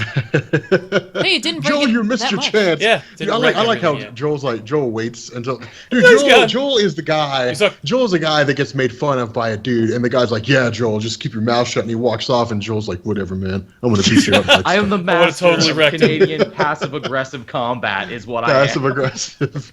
Passive-aggressive combat, round Oh. one. What you do. Yeah, passive aggressiveness. But the next story. So apparently Fox is developing a Stan Lee movie, but it's not a biopic. It's an action movie in the vein of The Kingsman. What? Dude, it's a 70s action film, and I am terrified to see how this movie. I'm terrified to see how this movie turns out. Well, don't worry, because it'll be pretty good, and then they'll make a sequel that's amazing, and then they'll ruin it, and then they'll have to reboot it, and then they'll sell the rights to Marvel. Because that's the Fox way. That's the method. Also, man, it's like Stan Lee's life was interesting enough, guys. You don't have to embellish and make an action movie. I think he was in the Signal Corps. You could cast a bunch of amazing character actors as like Jim Shooter and Chris Claremont and Jack Kirby. Wouldn't that be a good movie? It could be like The Wolf of Wall Street, but with comics. Or like Argo, which it's about Jack Kirby being in there, man. Like, come on. I love that. But they want to. I'm guessing they want to honor the legacy by making it fake. Yeah. Well, you know what they'll do? Creating him to be something that he is that not. He wasn't. You know what that I mean? way, Like, the Kirby estate doesn't like get up in arms about how they lied. There is that. They're doing a little like gymnastics here around it, but they're also like honoring him for like the life and the action he's put on the page. Yeah. You know what I mean? Like in a sense, they make him as larger than life as he appears in real life. Exactly. With like okay, no, if you guys want to see a good Stan Lee thing, go watch the Key and Peele skit where Stan Lee was like pitching characters, and people were like, "No, these are bad." And then at the end, he was like, "Okay." He's like, "Well, what about this?" He was like, "There's a superhero that goes into an office and starts pitching characters to a whole bunch of like interns, but none of them agree, and so they all get fired." And they're like, "Yeah, man, we love those ideas, man. These are all great. Yeah, you're amazing." The real question is, will Stan Lee cameo in the Stan Lee movie? Of course he's going to cameo. He's going to play every extra in the movie. True Believer. That's what they should call it. They shouldn't even call it a Stan Lee. They should just call it True Believer. Or Excelsior. Yes. I'm fine with that. Yeah. Oh, that'll be if they do it like a Kingsman style thing, that'll be the name of the organization. Yeah. Excelsior. Agents of Excelsior. Yeah. Or Excelsior will stand for something ridiculous. Exactly. Something really long and convoluted. Yep. Who's the villain of this Stan Lee movie, I wonder? Who are they going to demonize? Who's the greatest evil in Stan Lee's life? Oh, the legacy of Jack Kirby. Maybe they'll make Bob Kane the bad guy. No, you know what they do? They have recluse Steve Ditko. I didn't die. I just don't do interviews or show my face anymore. Yeah. Let me tell you something, man. Like if Steve Ditko was like, "Hey, I'll make a cameo in this movie," I would be like, "Dude, like we need to go there right now, and we need to get a picture of him, you know, and have him autograph it because it'll be worth like $1 million." It's like a picture of a unicorn at this point. It really is. Yeah. It's insane. But yeah, if you guys out there in the chat, if you guys don't know, like literally, like just Google Steve Ditko, like 2016, you'll find no images of him for like the last 20 or 30 years. Like it's just he just vanished. Like he made Spider-Man, and then he had his claim to fame, and then just disappeared. Yep. Forever. He wants to live forever, and he thinks that if you take a picture of him, it'll take part of his time off his life. life. So. Steals a bit of your soul. Also, I mean, he did that Blue Beetle stuff too, where he got his objectivist philosophies out there. I wonder if he still subscribes to that ideology all these years later. Probably. Mm-hmm. That doesn't seem like the sort of thing you stop subscribing to. Yeah. You know what'll be fun is when this movie, if they make this movie, if it actually comes out, is the general public who will suddenly be like, "Oh, Stan Lee, oh, there's a dark side to Stan Lee that I just found out about, and now it's news and brand new and nobody knows this kind of thing." You know what I mean? Yeah. So it'll be interesting to hear people who are not involved in comics talking about Stan Lee. And what they know. Yeah. What they... I thought you were going to say they're like general audiences are going to think all the action is real. Where it's like, did you know Stan Lee actually kung fu kicked several guys in the There will be face? people like that, yeah. Yep. Wait a minute. Somebody like has an Amadeus, image. like people who believe that movie's real. Somebody has an image of Steve Ditko? There's an image of Steve Ditko from 2016. Hold on a second. That's like saying you found Bigfoot. I don't believe it. Dude, I found it. Hold on a second. Like it's this article. How rich is Steve Ditko? Hold on a second. Here is Steve Ditko today. All right, for a guy who was born in 1927, he looks pretty damn good. I don't know if this is like right now, but it's as current as I can get. It's because he doesn't go out. It's because he doesn't get any sun. That's why. Yeah, I guess, man. But like he hold on. Here you guys go. Those of you guys in the chat. Here's Steve Ditko today. We think that's Steve Ditko, but that could be a double or a stand-in. We don't know. we don't know. You could Also, also like model decoy. Yeah, you could also just contribute to his Kickstarter. Oh. Yeah. What's He has a Kickstarter. He has like Kickstarters all the time. He like works with other people and gets other comics projects off the ground. Maybe he's a stock image. Yeah, Stock image. he comes with No one ever knows what he looks like. with the frame. You open up, you're like, wait a minute, that's Steve Ditko. Dude, you know what? That would make a great story. Stan Lee's like, okay, like on his like the last year of his life. All right. Like the doctor's like, hey, look, Stan Lee, like you're almost done with all your living. Like you have like a year left. And so As Stan most Lee's doctors like, okay, say, Yeah, in that exact manner. Usual bedside manner. Yeah. Yeah. like here you go, guys. Like Stan Lee's like, I'm gonna spill the beans on everything. He was like, in reality, guys, we never knew what Steve Ditko looked like. Like the images that we gave people Or he's like, were just Steve like images. Yeah, they're like that was the image of my next door neighbor. Like when we talked to Steve Ditko, like we had to knock on his door and we had to slip the script through a crack, and then like we would come back 2 days later and he would have the finished art, and that was it. Like we never met him in person. Like That's amazing. Essentially- I love this idea. Steve Ditko is actually a series of comic elves who... Yeah. oh man. Yeah, like I would believe that. Steve Ditko is just 3 children in an overcoat is all he ever was. That's all he ever was. Dude, that'd be hilarious. Oh man. Okay, so our last not our last topic. All right, so the Batman tactical suit. So I didn't get this. So where's this coming from? Snyder dropped a image of the Batman tactical armor or suit from the Justice League movie. Hang on. Tactical lava assault Wait, Batman. Before we even get into this, can I just say how confusing it is to have a director whose last name is Snyder working on anything Batman having to book. do with Batman, and then writer Scott Snyder also working on Batman simultaneously? Yeah. Just want to put that out It's there. incredibly frustrating. But yeah, this is his tactical armor. By the way, I don't know what armor he was wearing before. I know, right? Everything he's wearing is tactical armor, but this one looks more like Owlman and Yes. Night Owl from Watchmen, so I guess that works out fine. Right I was down thinking to about the that. goggles. Yep. Yeah, I was like, I was 75 looking at years, this. Batman never wore goggles. Suddenly now he has goggles. Because it's Dude, I was- tactical, Joel. Yeah. Well, no. Well, look at all those dangerous sparks there around him. He doesn't want those to go they in justify his eyes. They justify the goggles. The It looks goggles like do Earth 3, nothing. man. Like we're getting Earth 3 Owlman showing up. Oh no, here. this is Like, exactly we are through the looking glass here, people. He is eventually going to be like, I am Owlman, and then Superman's going to come back to life and be Ultraman, and then the real Justice League will come through a wormhole, and And the real Justice League will be like Brandon Routh and everything. Yes, will and come we'll to be like, fight them. yay, they're here to save us. No, you know what? I want to see that movie just to see how people react. I want to see like at the end of like they have Justice League and Justice League 2. We have all these movies, and then it turns out this has been Earth 3 all along. That would be so what a awesome. twist. I wouldn't put it past them. I like literally they were really close to making a Spider-Man 2099 movie. Sony was so desperate to do anything. If Sony was desperate enough to make a 2099 movie in the same year Shock as like that. Spider-Man 3, I guarantee you that Warner Brothers has at least considered rebooting everything by making everybody into Earth 3 counterparts. I can see that moment right now. Batman's like, justice is stupid, bats are stupid, I'm Owlman now, and we're the crime syndicate of America. All he has to do is just be like, I wasn't smart enough, I wasn't wise enough. See, to me, that raises an interesting question. See, to me, Zack Snyder is a great director for the crime syndicate. Like, if they made a crime syndicate movie, like, he would be a great director. Like, Zack Snyder would be great for, like, an Earth 3 movie, where it's just, like, the bad, like, all these guys are... The problem is, if they said, hey, Zack Snyder, like, will you direct an Earth 3 movie for us? So, like, yeah, he'd be like, yeah, that'd be awesome. And then we'll get, like, the traditional Justice League, where they're good guys, and Superman never kills anybody. Like, that's what we would have. If that was the case, then he would be brilliant in 2020 Vision. It's like, man, all these choices to make it dour and soul-crushing and horrifying with these beloved childhood characters, it was intentional, man. He meant to do Let me tell you, that. Zack Snyder would do a hell of a Flashpoint movie. He could finally do the Batman he wants. Superman is just an emaciated loser.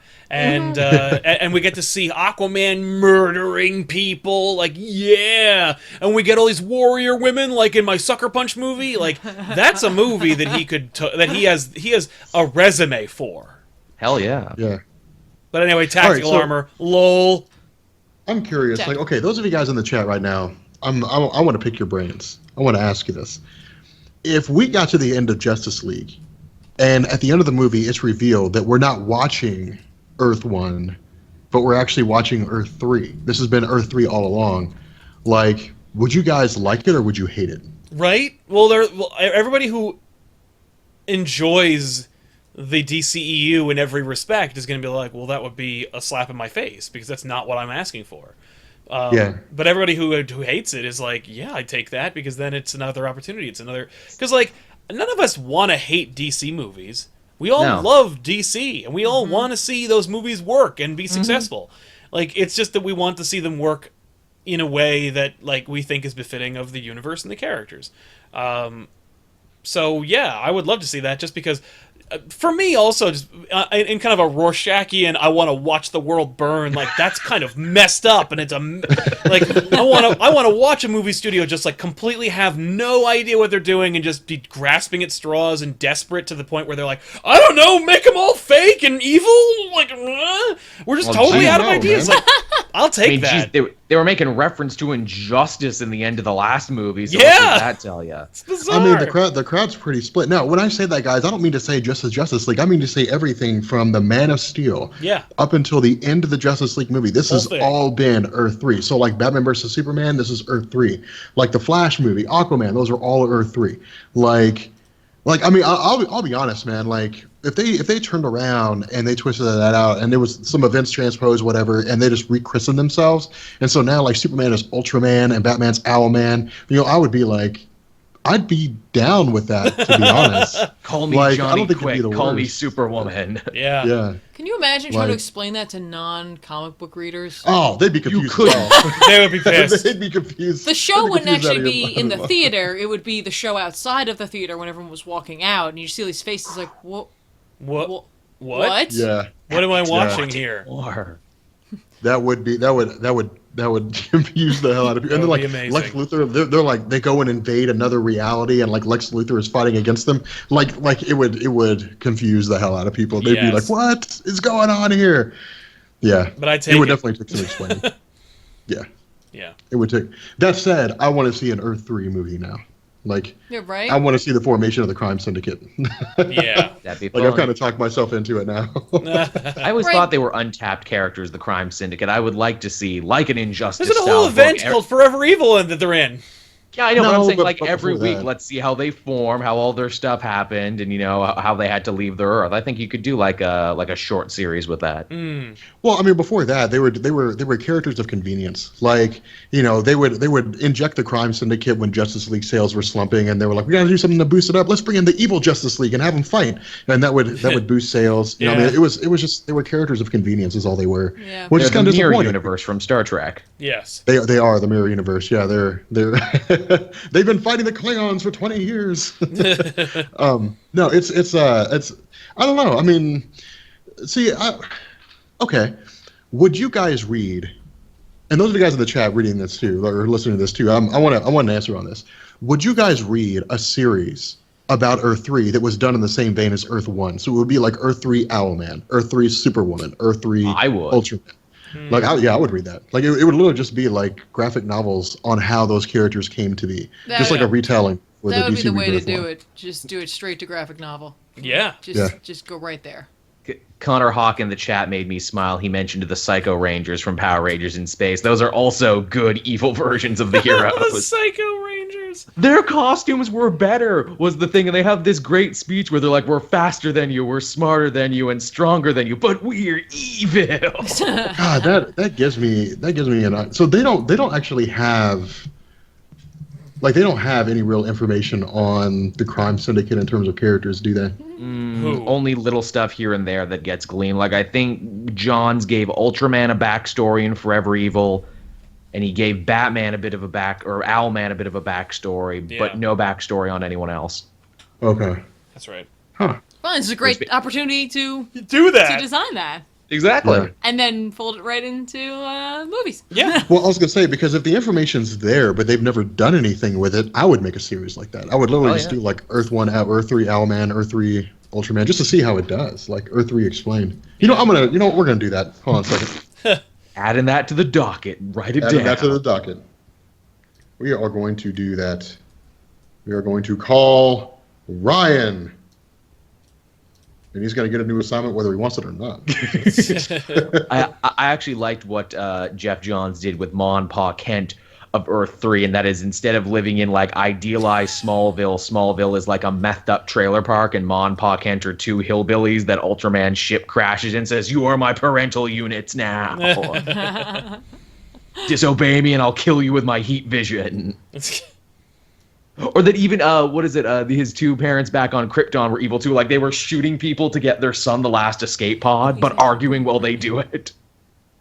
I hate you, Laura. I hate you too, Jor-El. I'm sorry, I was totally distracted by the fact that Rob is literally calling him Ryan right now. Right now. It's like, yo, man, you are doing this, whether you like it or not. This is going to read great on the audio version of this when this one gets uploaded later. Oh, yeah. He's actually making a phone call, people. We can see him. We're looking right at him. Yeah. He can't hear us, but we can see him. So should we jump to the second to last story? Yeah, let's do it. Sorry, and then I got distracted by a cat. And the Psycho Rangers. And the Psycho Rangers. Don't they look great? Did you Google them to see what they look like? They replaced you. Oh, did they really? Oh, that's freaking awesome. I'm fine with that. I can live with this. That's totally fine. They look like Power Ranger Batman. Yep, that's basically what they look like. Yeah, they look like Power Ranger Vampire Batman. They never do explain where the Psycho Rangers come from, because they fight them in Ranger form, but then they become like monsters later on. So wait, were they always monsters, or did they just like evolve to their next form? Right, I'm gonna quote from earlier on. Maybe we're the Yes, maybe it's They're like, no, but definitely the monsters. No, but they're definitely monsters. Yeah, but maybe we all have a little Psycho Ranger in all of us. I do when I'm driving. Yeah. Yeah. So yeah, we also got to look at Jim Gordon too. Oh yeah, let me pull that up. Yeah, he my gut reaction was he's old, and then I was like, he has to be. He is. He's supposed to be old. Yes. No, I know, but it's just so funny. Like, that was my knee-jerk reaction, was he's old, and then I thought of like the 1960s Batman, and then I thought of like 89 Batman, and then I thought of cartoon Batman, and like when I settled on cartoon Batman, I was like, okay. Oh, all the Jim Gordons have been old. No, I know they've always been old, but it's just so funny, like. Yeah. Like, you know, like, he's just like, I'm just like, it was just very shocking. Yes. Because, like, J.K. Simmons in my head is not that old, even though he is an old man. But, like, I was like, Cave Johnson, what happened?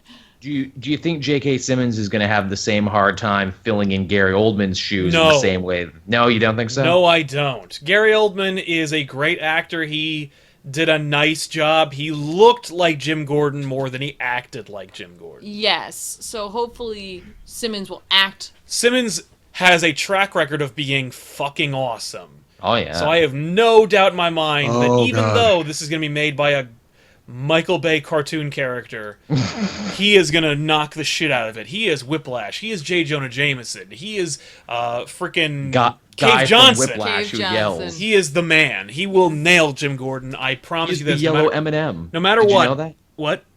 He's the yellow M&M too. Did you know that? Yeah. Well, he was. Not anymore. Now they've got some replacement voice. But I will say, like, he will be the thing that everybody agrees is great about. No, he's going to be great.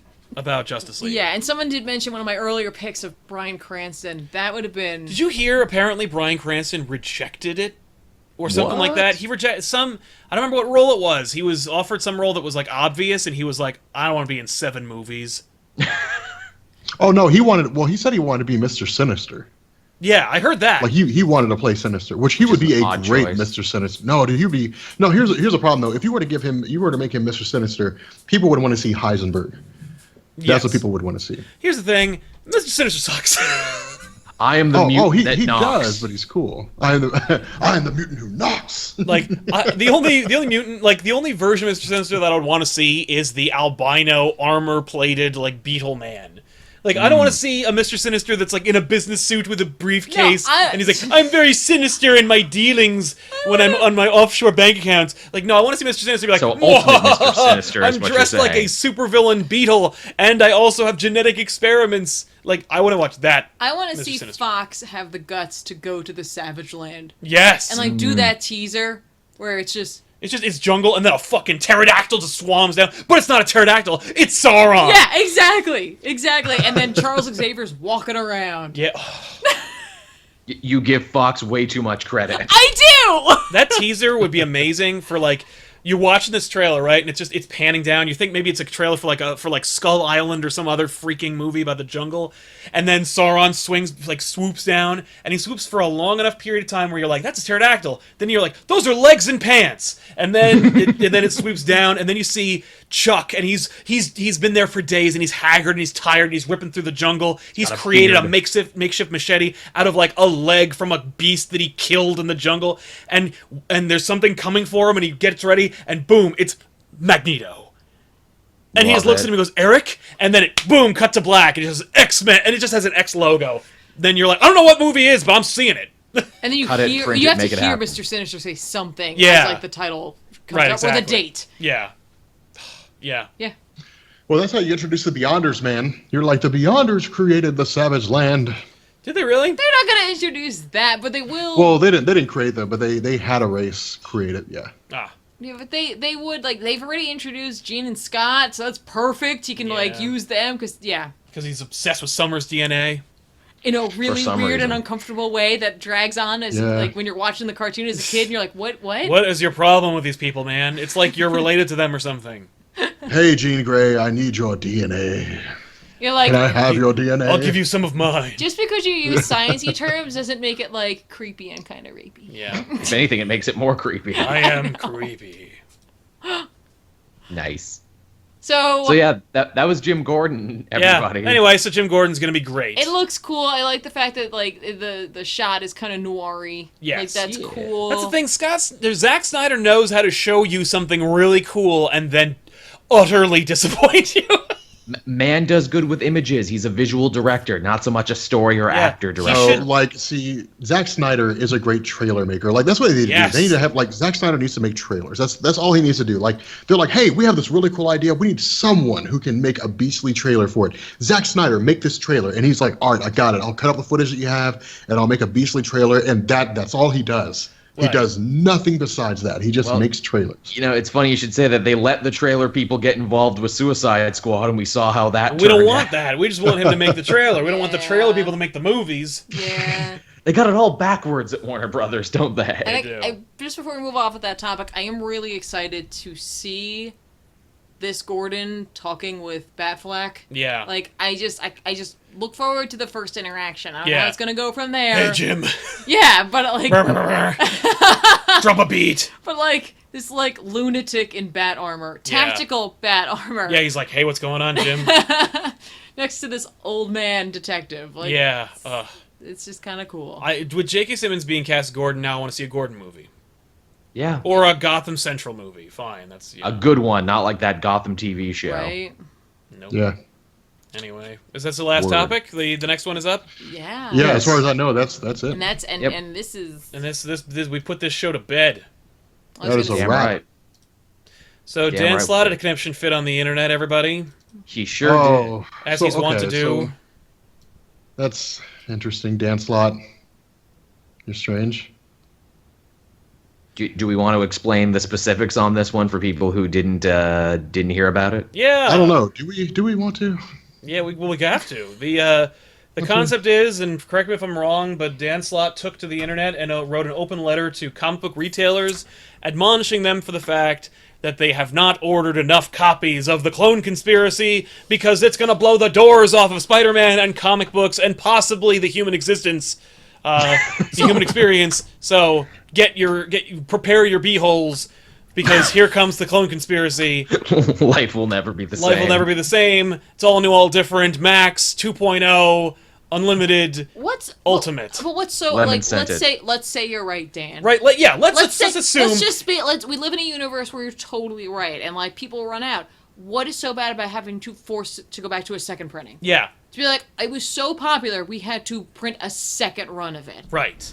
Okay. I thought that was a good thing. Yeah, in I comics. thought so too. I don't understand why that would be, other than like, he's so terrified. Oh, I don't even think it's he's terrified. I think, because I've read interviews where he had to fight tooth and nail, despite the fact that he's been writing the character for like a decade. Like, he had to fight tooth and nail to get this story approved. And that makes sense. And as I understand it, like, Marvel was like, I don't know about this, which means that they were like, we have to take a risk on this book. We have to like assume that you know what you're doing, and retailers did not respond in kind, and it's kind of proving Marvel's point. And they're like, hey, they're not buying the book like you said they were going to. And the fact is, like, they had a Diamond Distribution Summit meeting recently. And all the retailers got together and they were discussing what they needed to do to stave off bankruptcy. And one of the main points that they brought up was buying fewer Marvel books. Jesus, I did not know that. Ooh. Like, maybe you shouldn't be maybe Marvel should be fixing their entire format before sending their creators to write open letters to retailers who are just trying to eat and feed their families and keep their business open. Like, what is the matter with you? I'm sorry. Sorry, go ahead.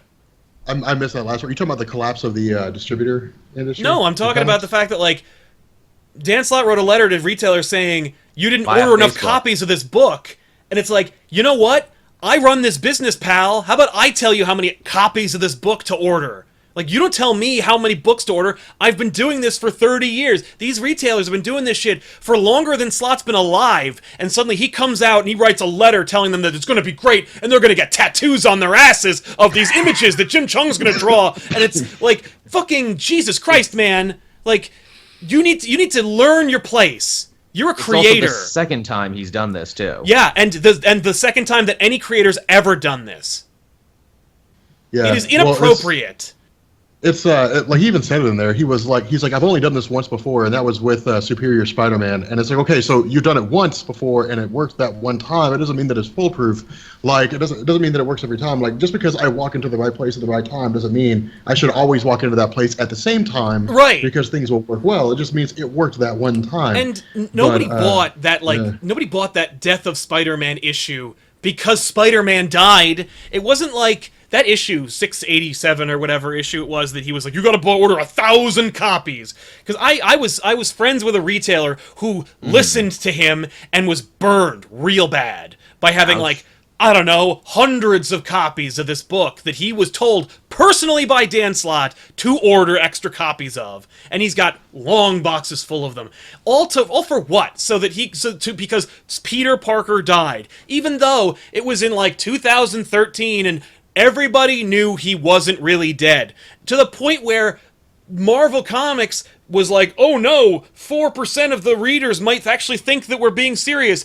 Put a brain, mental ghost Peter Parker in the book to just remind them that he's not really dead. Like, completely undercutting what actually happened in the book. Like, In like issue 3. in issue like 3... I mean, like, I remember when Captain America died and that book went crazy? He died. He was shot in the stomach. I know it was time bullets, but, like, that was established way later. And it's Captain America. Like, the New York Times will do a thing about the death of America. Spider-Man dying, he's died 4 freaking times. And in the and the best one was in an alternate reality version of him.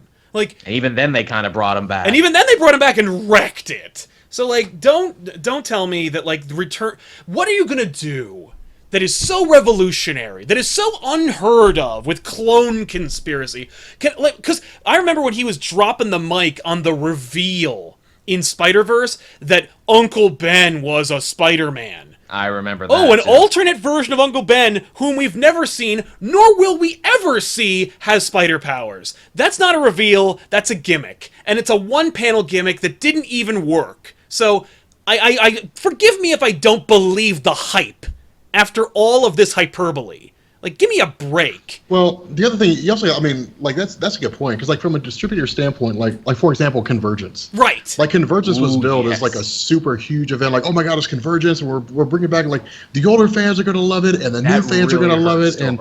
Or yeah, Future's and, End. like, Yeah, and like I remember going into my store and all you saw was just conversion stuff everywhere. Like you saw conversion stuff in the bargain bin, and it was like they were just oozing conversions out of every orifice because they were just, nobody would buy it. Yeah, Future's End. The retailer I knew, he ordered like a dozen copies of all those holographic covers, which I was like, you lived through this. You know why the holographic covers are not going to work. Yeah, like I mean, really bad. At least the Clone Conspiracy has not solicited any holographic or gatefold or foil or chromium covers yet, but I feel like we're halfway there. What I found interesting about the letter, and we were chatting about this before we even started, yes, is that Slott is very sure to point out that Clone Conspiracy is the event. It's the book. It's the one you need to buy. Pay no attention to the ongoing Spider-Man book that will be happening. It's Clone Conspiracy that you need. You mean like every time there's an event? You mean like forever? You mean to tell me that the new Avengers books that featured Secret Invasion were not the main story for Secret Invasion? You mean Secret Invasion 1 through 7 were where the main book was? Like, if your event is called The Clone Conspiracy, which, by the way, A+ on the title, but... alliterative. But, sorry, where the hell was I? Oh, it was... just had a rage-gasm. But, like, The Clone Conspiracy is your main title. That's where the event is.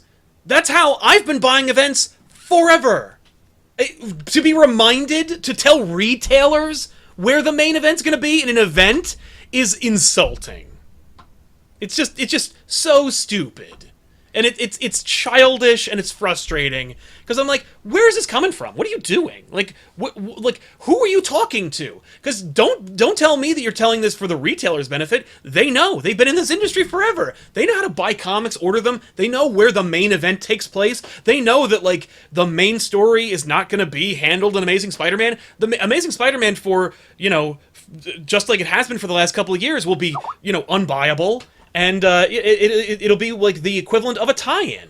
I feel like, not to interrupt. No, please. Your mid-rant. I feel like this is an example of a writer being too close to their own project. Easily. Because wouldn't you rather be a writer who told a great story and maybe retailers didn't buy what you would think is enough? Yeah. But so many people talk about it and they're like, it's such a great story and like you got to go out and buy it. Like word of mouth spreads, even though people are event fatigued. Like they're like, no, but you don't understand. This is a great story and has some fantastic moments and like stuff that you wouldn't have expected and like here it is and how great is that?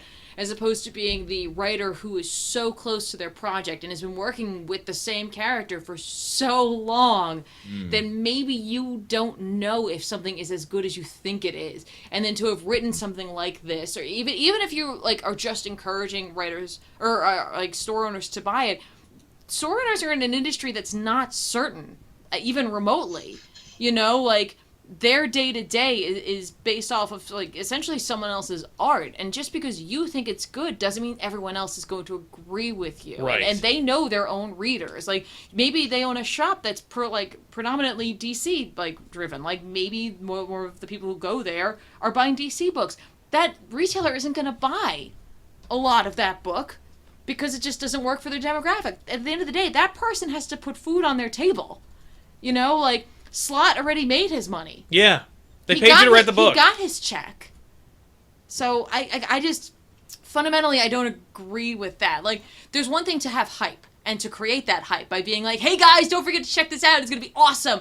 But hype at the fans. Yeah. Let the retailers do their work and let the fans demand more. Right. Instead of encouraging someone who may not have the finances to put themselves out there. Yeah. Max needed my attention. Aww. No, okay, no, but it's the 21st century, guys. I mean, it's 2016. If a book is good, people will know. Like that's why I bought Superior Spider-Man. Like before, like I almost never would have picked. And I read Spider-Man every once in a while. When people were like, "Hey, like Dr. Octopus took over the body of Peter Parker," I'm like, "I'll read that," and I read it, and it was really good. Yeah. But like in this day and age, like if what Dan Slott writes is good, he doesn't need to send letters to distributors telling him to buy more copies because people will be like, "This is good," and then they'll go to the store and buy it. Like for example, like I did Hickman's run of Fantastic Four, and there were a lot of people who posted comments whether it was true or not, but they were like, "I'd never read this, but like after seeing you run over this, like I'm gonna go out and buy it because it looks It looks absolutely amazing. Like that's one of the big issues is because people will sometimes just not know about a story. I mean, Spider-Man sure is a name drop, but so were the Fantastic Four once upon a time. Right, exactly. And if people are burned out with the current run of Marvel, if they're just like, you know what, I'm burned out on all new, all different Marvel. It's not all new and it's not all different. It's the same thing it was before. They literally just brought back the Earth 616 universe. Yeah. Like that's what Reed did, and they just shuffled up a few things and they kind of walk away. Then people are just going to kind of they're not going to care about it too much. They're not going to worry about it, and they're going to miss this. But Yeah. with social media, with the fact that I can jump on Twitter, and with us having comic book fans, thousands and thousands and thousands of fans, you know, if people are just like tweeting, hey, you got to check out this new Spider-Man book, you got to check out this new Spider-Man book, we'll check it out, and then we'll tell other people, you guys got to check out this book because it's really good. Yeah. And people will go buy it because they like it, because I cover it and you cover it and Benny covers it and everybody else in the geek culture sphere covers it. Right. And everybody everywhere is bombarding everybody else with a story saying it's amazing, and people will go and buy it. So if it's good, yeah, like if it's good, Dan, and that's the problem. Is I've never met Dan Slott, never talked to him, but it sounds to me like he's operating like it's still 1992, you know. And it's like, well, the only way to know whether or not this comic works is for you to tell your friends, you know, when you go and see them at the store. No, it's to jump on social media and for the world to know that it's good. Yeah. Because that's how things work now. Like, you know, it's weird to me. Yeah. That's strange. But yeah, you know, it's just kind of like, all right, whatever. Yeah. Like, all right. But you know what? In sunnier news, Joel has a book that he wants to pimp out and sell to everybody. So let's hear about it and see if we can get some. Yeah, the chat was going on about this one, and it was for a good cause. So I figure we might as well leave the episode on a nice, happy note after everything before. That is that apparently DC and IDW are teaming up to create a brand new fundraising comic for victims of the Orlando shooting. It is called Love is Love, and it will feature many of your favorite LGBT creators and comic characters. Batwoman is in it. You got Apollo and Midnight are in there. You got Damon Lindelof, Patton Oswalt, Oliver Coppola, and Mark Andreyko all going to be working on this one. Yeah. Nice. It's a great assortment of creators for a really great cause. And some really fun characters that it's not just like, so they were going to put Batman in it, huh? Like, no, it's like characters that you would kind of want to see like more interesting adventures of. And like, I like that. That's really cool. Exactly. Yeah. That does sound really cool. So keep your eyes out for that one, everybody. Yeah. Awesome. All right, guys. Well, I think that kind of wraps up this episode, unless anybody else has anything. Yeah, hang on, I got one thing. Oh, okay. Yes. I need some more light in here. Someone was asking for this very specific cat earlier. I wonder if it's still there. It's not just any cat; it's a specific cat. It's a specific cat. It's the Zoe cat. Yep. Hey, Zoe. It's the chubbiest, littlest cat we have. At the Everyone I am a got cat cats with now. very particular skills. Yeah. Skills that make me a nightmare for dogs like you. She makes her. It makes. She makes it a nightmare for food, essentially. Max is terrified of cats. I don't understand why. I'm like Max, dude. You're like 4 times. You could chew that thing to pieces. Why are you scared of it? He's like, oh, I'm scared. They're cats. Zoe, Is he hi. Scooby Doo?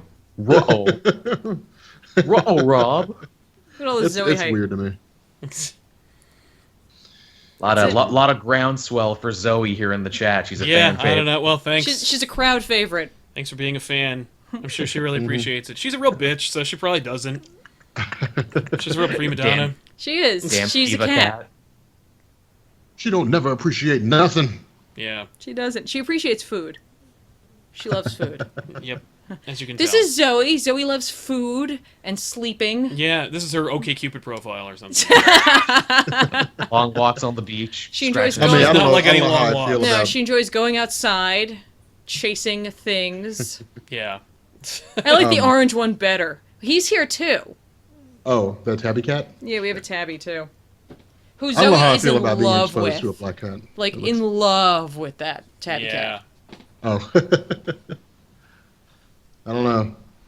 No, that cat Zoe looks like bad luck. It's a black cat. She is a black cat, yeah.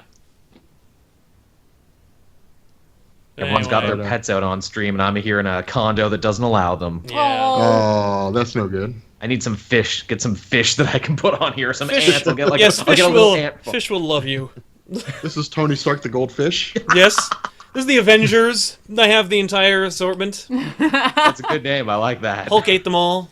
couldn't you have like a hamster or a hedgehog? Get a hedgehog. Depends if the condo Nazis come in and do random bed checks to make sure there's no contraband pets. They actually gave one woman in the building a hard time because she had a bird. Oh, I was gonna say My get God, a sugar man, like, glider. you live It'll hide. Yeah. You live in a concentration camp. They just show up and just like start like you live in a prison. They start looting your rooms and everybody. This is a crackdown. We're checking for weapons and pets. You said weapons and pets. Jack Terrorists, I guess. Condo Gestapo. The condo Gestapo. We I have just funny these- enough, like there are some Big people that gumbo refer to fees. the HOA as a Gestapo. Well, before we go, we should also hype up the fact that we're all going to be at New York Comic Con, and you should Holy come crap. to our Yes. panel And it's like- on Saturday. It's like 2 weeks away. What? Oh, it is. God, it is. I haven't even bought my plane ticket yet. I need to buy my know. plane Let me ticket. look at that.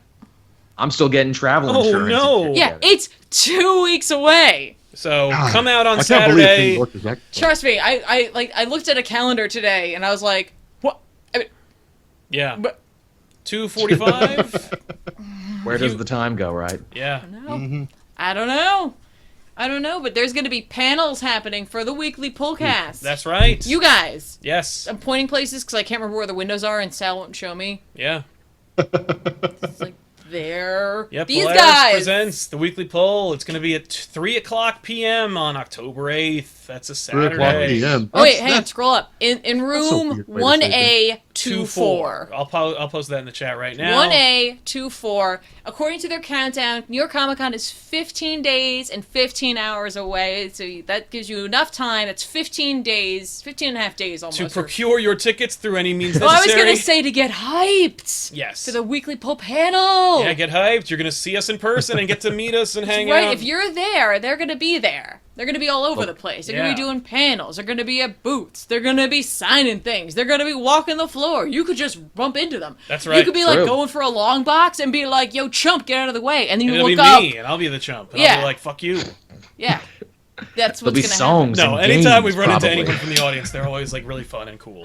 Well, I was saying that they were saying that because they didn't know who you were at first. Yeah. And then they look up. I'm like, duh! Well, because you're like 9 feet tall. I am so not. They have to look up really high. We ran into a member of the audience on Batman Day, and they were like, you're not as tall as everybody says you are. What the hell? I'm like, I know.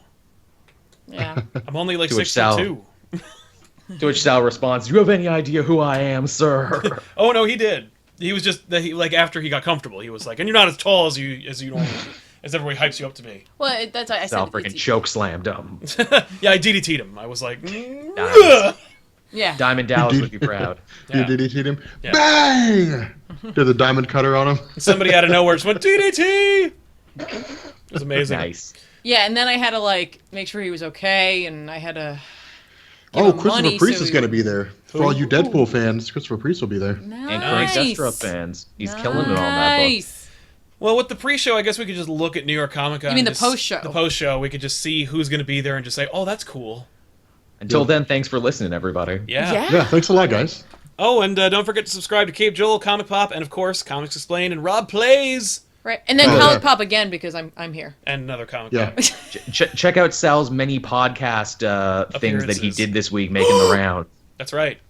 Yeah, subscribe to Comic Pop twice. What? Just click that sub button twice. Yeah. Well, no, do Word. it. No, just the once, because otherwise you'll unsubscribe. Yeah, It just won't be click, good. That was the joke. Yeah, I know what you. I know. I was correcting okay. you, you bastard.